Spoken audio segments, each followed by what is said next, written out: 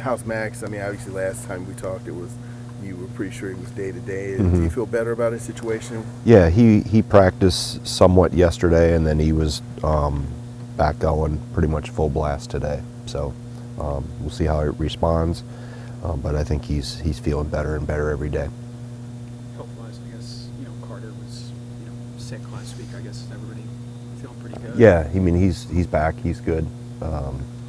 Cam Hunter's still, working his way back from his ankle, and Greppy obviously is starting to do more. Probably maybe 2 weeks out from him being back, but good progress. I mean, he's ahead of schedule from where we were initially told how long it would be. He's ahead of that considerably. Steve and Nolan had their struggles with smaller front courts earlier in the year. I guess, going up against Ohio State, they kind of start out small and they have the ability to go big. I guess, is that an improvement that they made over the course of the year, and just kind of being able to move their feet a little bit better on defense? Yeah, I mean every lineup is a little bit different, in their regard. Stewart doesn't shoot threes as much. Bradshaw will shoot a few, but obviously then with Royal at the 4, and if they play Austin Parks is more of a. We actually watched him in high school too. He's more of a throwback 5-man, really physical, big, thick. So they can come with different combinations at you. But I think in terms of, they're athletic, they're long. Stewart gets in the passing lanes, which is unusual sometimes for a 5-man to get out and pressure and be able to run through lanes like he can. So they all, like I said, each team, each individual presents a different challenge. Go ahead, Zach. We've talked about Kamari before, but just the energy that he brings to this team. Mm-hmm. It seems like it's contagious. Can you feel that? And then is that something that you need to coach? No, I think that's his. I mean, you try to fan the flame a little bit if you need to, but really from Kamari's standpoint, it's genuine, it's organic. It's how he is every day.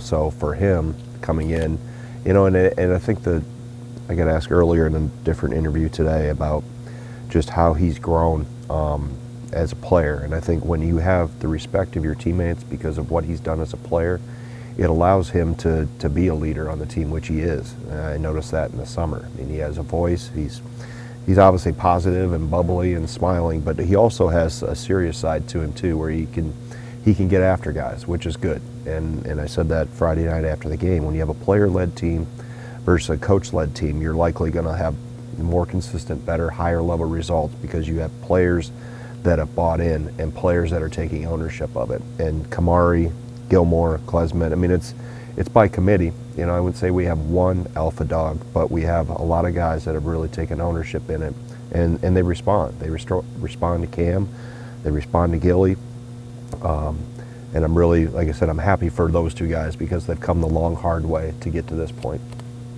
Ohio State looks to be a really good three-point shooting team. What's the focus going in defensively?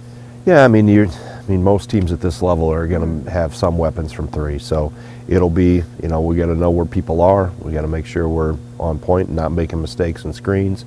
And obviously know, with when Mobley has the ball or when Mobley's around, he's a danger. I mean, he's got range when he walks in the gym.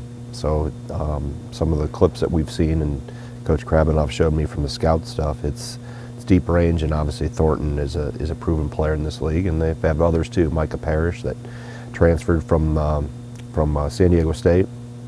Lately, in the last 3 or 4 Big Ten games, he shot it really well from three and is becoming more comfortable. So, I mean, we're always on high alert with three-point shooters. Not to look too far ahead, but to the Los Angeles trip, has anything changed logistically for you guys given everything that's going on out there?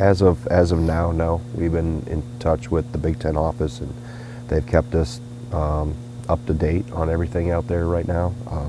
I know Iowa left yesterday to go out for their game. I think they have tomorrow and Friday. So, and there's been other games going on. I know I think UCLA may have played some women's games at USC, if I recall right, Patrick. I think there's. Yeah, I'm talking on the women's side. There's just other events that have been going on campus. So. Right. So, yeah, we're watching it, and I think probably more, obviously, way more important than our games out there. You hope that gets under control for the people and all the devastation that's been done, because the videos and the pictures I've seen, it's unbelievable. And I've texted with people that are out there, and the pictures and videos they say don't do justice of how catastrophic it is.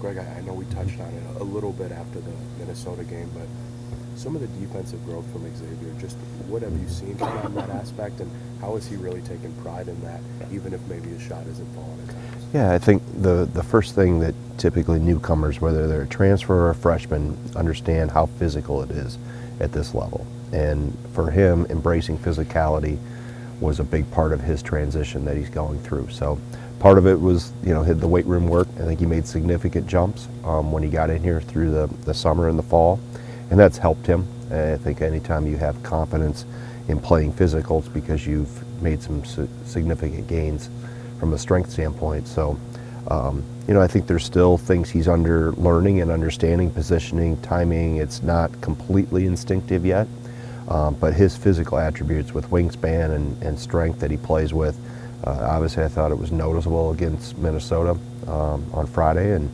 you know, he'll have, you know, similar type matchups going forward, because there's a lot of really good hybrid forwards that we're going to play against that he'll have to match up with.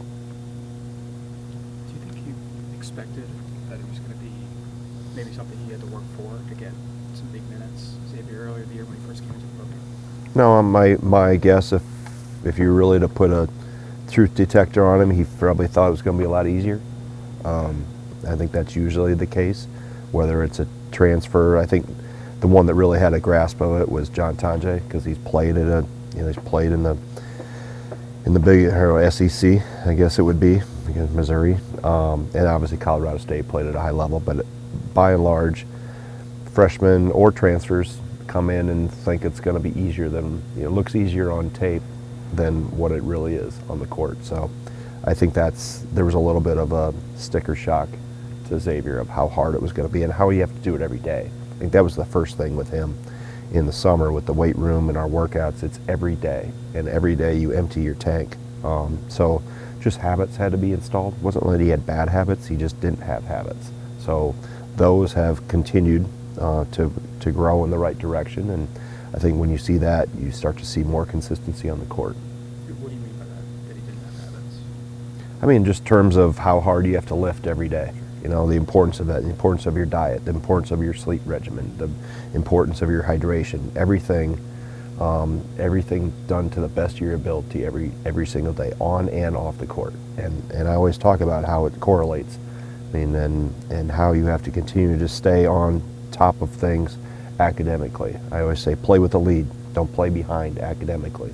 Get ahead, and all those things come into play. You know, I've never seen a player that's really good and consistent out on the court that is inconsistent off the court. Either you have poor personal habits, inconsistent personal habits, bad sleep patterns, bad diet, whatever it may be, and that leads to inconsistency on the court. The best ones are really disciplined with what they do off the court.